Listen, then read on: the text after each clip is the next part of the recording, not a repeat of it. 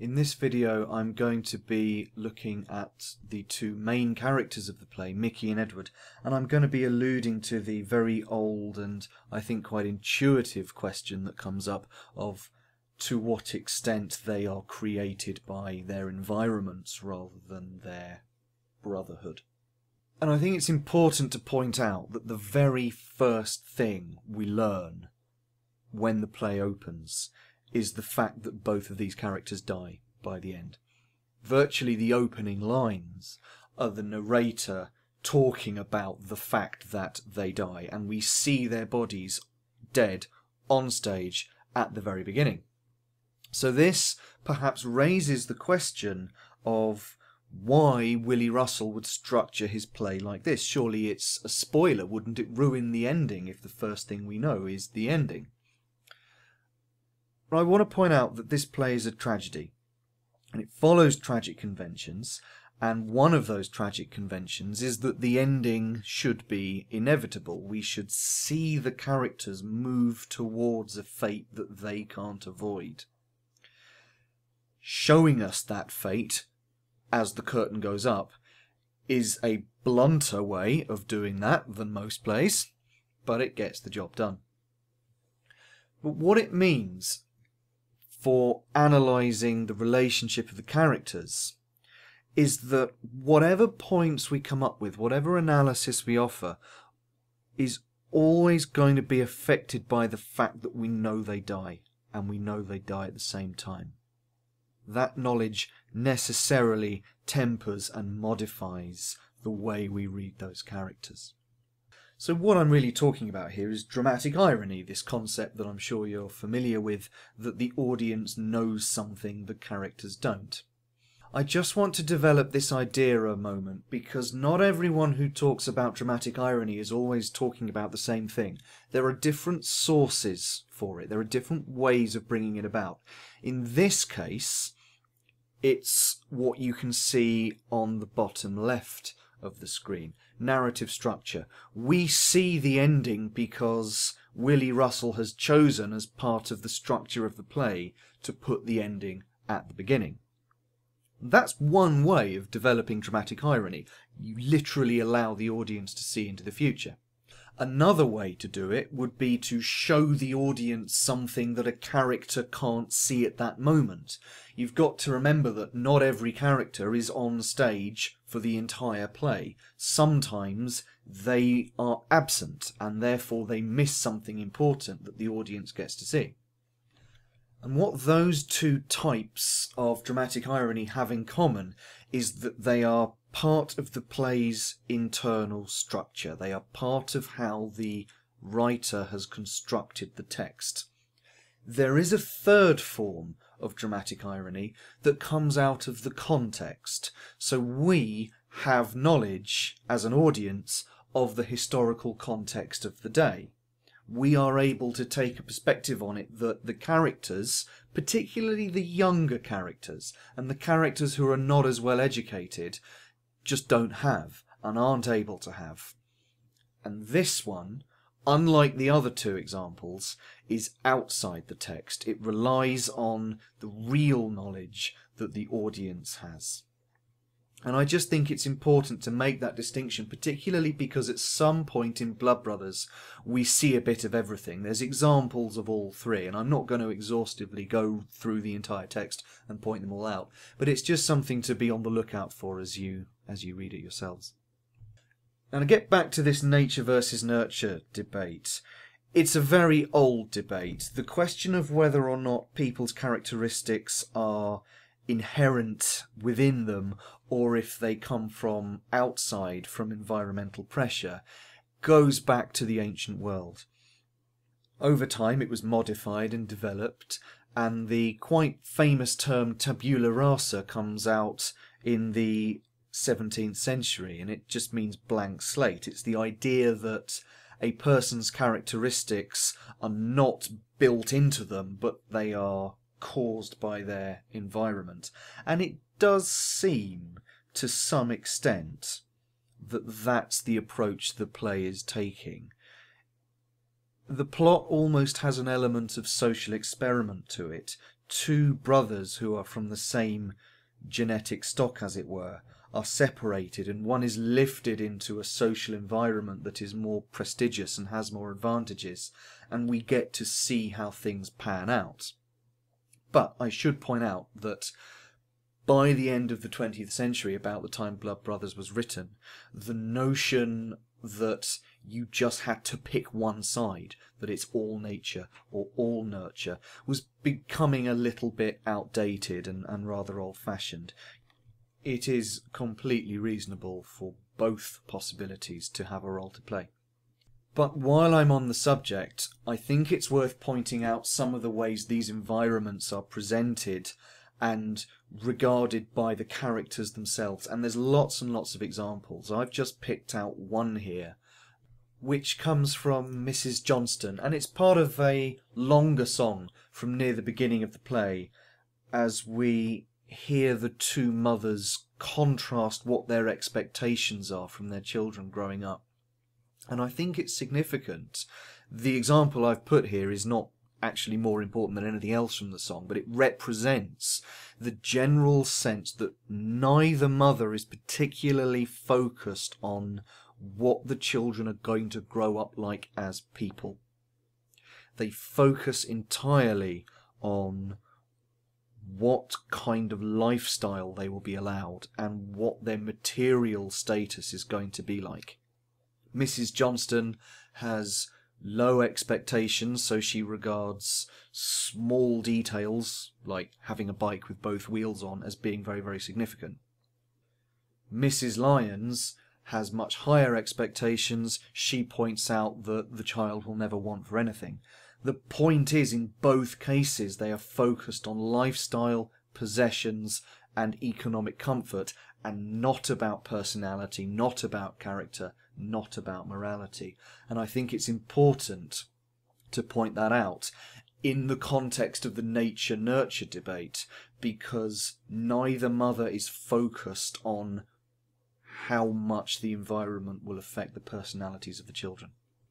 Now, fast forward a bit, we get to see the boys as older but still young children, and when they first meet each other, they gravitate towards each other's differences. The fact that they are in such stark contrast to each other is part of what makes them friends, and those differences fascinate them. Mickey is impressed by Edward's superior education and academic knowledge. Meanwhile, Edward is nothing short of starstruck by, for example, Mickey's ability to swear, which is not really part of Edward's world and represents a kind of rebellious outlook that he finds very alluring and attractive at that young stage in his life. And I think, coarse as it sounds, it is worth looking at the scene where Edward swears at his mother. I think it's an important scene. And it's very illuminating that when he swears at his mother, he does it in a way that is grammatically nonsensical, because it illustrates that this kind of language is not part of Edward's world. It's just not within his frame of reference, and so he can't do it in a way that makes sense, which makes him more endearing to the audience.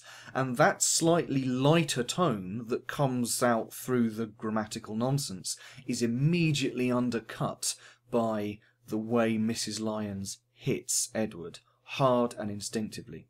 Look at the phrasing in the stage directions. Hard and instinctively. There's a reference there to instinct, as if that kind of violent reaction is somehow part of Mrs. Lyons's nature. And that, I think, has very interesting implications for the nature or nurture debate. There seems to be a slight hint here that Mrs. Lyons has a violent or destructive or unpleasant nature that is, in a sense, covered up and masked by the politeness of her middle-class lifestyle. We see this come out again much later in the play, where she threatens Mrs. Johnston with a knife, and I think this moment where we see her with her son, and how she can lose her temper and cause harm, is an important piece of foreshadowing there. And I think while I'm on the subject, it's worth looking at both boys and their mothers in terms of how their mothers shape their outlook on life. I've picked two examples here that I'm placing side by side, slightly artificially perhaps, because they do come from very different parts of the play.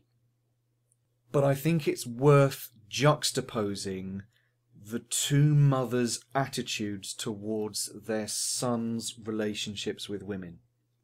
When Mrs. Lyons thinks Edward's got a girlfriend, her first question, the first thing she asks is she beautiful?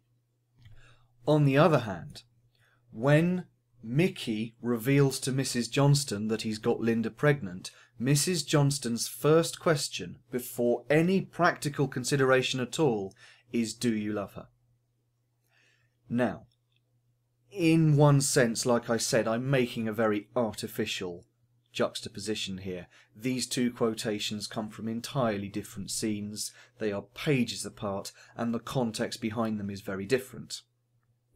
But I think the comparison works because it very effectively illustrates the underlying attitudes of both mothers and contrasts them. Mrs. Lyons is materialistic and shallow. Her first thought is that her son's girlfriend has to be attractive.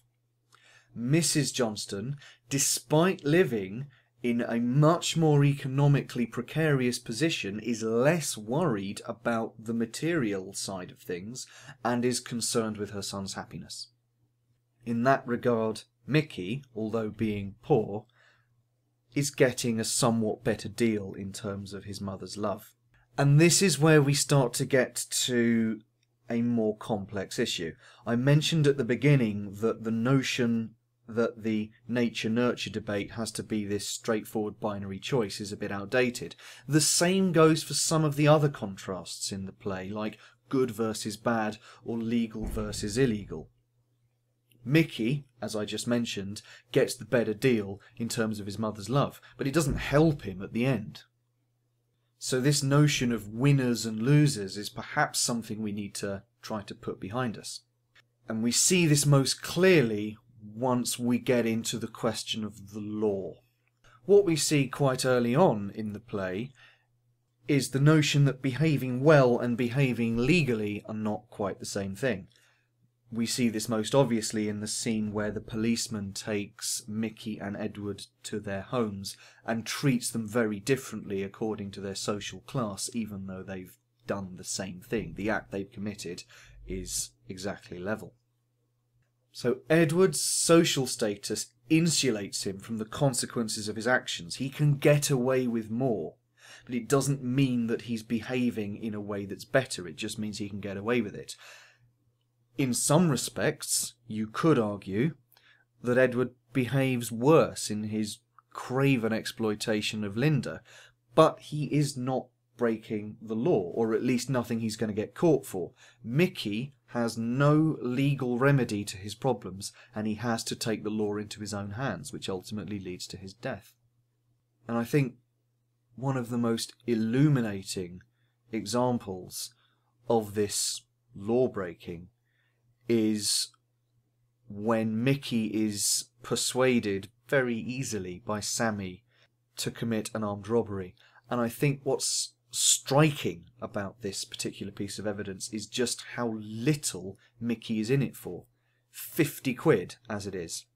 Now, admittedly, £50 would go a bit further in the 1980s than it would now, but not much.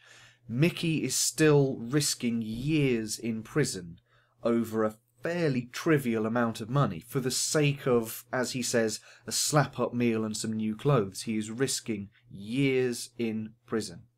It is difficult to come up with a logical explanation for Mickey's behaviour. It does just seem that his environment has put him under so much pressure that he is essentially forced to commit this manifestly irrational act for very little. But, don't forget, at the end of the play, both Mickey and Edward are just as dead as each other. And this brings me to my final few points. This question of nature and nurture, winners and losers, I think is perhaps one to put to bed. The fact that they both end up dead raises the question of whether either of them ultimately had the advantage. Or maybe Edward had the advantage for a while, but it didn't help him in the long run. He didn't live any longer than Mickey. So this debate about nature and nurture, good and evil, right and wrong, etc., is complex and it's ambiguous, and I think it's very, very important to draw a distinction between the morality of the characters, the actions of the characters, and society's response to those actions. The characters can choose how to behave to an extent. To another extent, their behaviour is forced on them by outside forces. But equally, there is also the question of how society will choose to punish and reward those actions.